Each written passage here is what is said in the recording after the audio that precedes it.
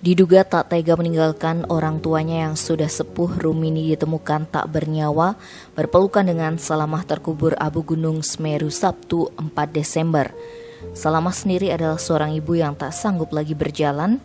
Dia ditemukan meninggal dalam kondisi berpelukan dengan anak perempuannya, Rumini, di dapur rumah mereka di desa Curah Kobokan, Kecamatan Candipuro, Lumajang.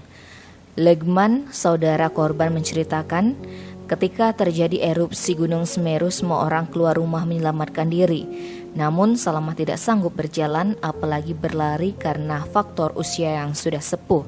Sedangkan anak perempuannya, Rumini, tidak sampai hati atau tidak tega meninggalkan ibunya seorang diri di dalam rumah.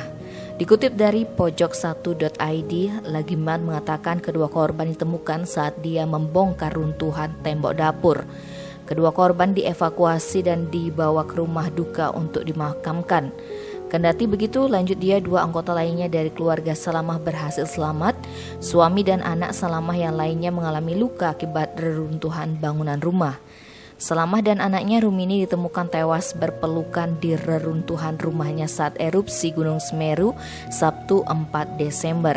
Mereka berdua adalah warga desa Curah Kobokan, Kecamatan Candipuro, Kabupaten Lumajang, Jawa Timur. Tim Bali Express melaporkan.